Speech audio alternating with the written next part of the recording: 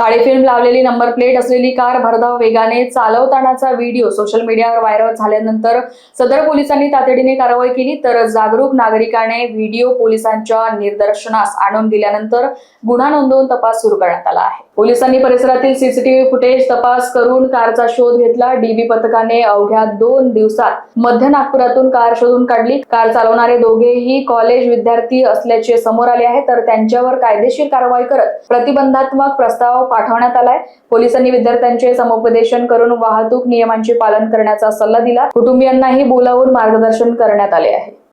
Police Thane सदर येथील आमचे डीबी पथकाचे PSI निकेतन किल्लेदार तसेच त्यांची संपूर्ण टीम यांनी अतिशय मेहनत घेऊन एक उघड्या घरातले चोरीचा गुन्हा उघडकीस आणला आणि ते रेकॉर्डर आरोपी होते आणि त्या गुन्ह्याचा तपास करत असताना पुढे लिंक लागलेली आहे।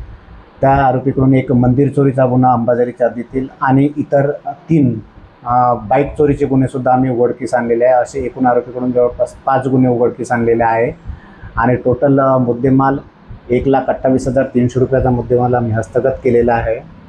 सदरचे जो आरोपी आपण अटक केलेले आहे ते दोन्ही आरोपी रेकॉर्डेड आरोपी आहे।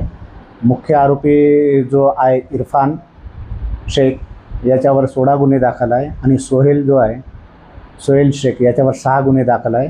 पूर्वीचे हे दोघेही एकत्र मिळून काम करत होते। सोहेल हा हिंगणघाट वर्धा येथील राहणार आहे आणि इरफान हा खरबी येथे राहतो। तो वारंवार आपले पत्ते बदलवत असतो।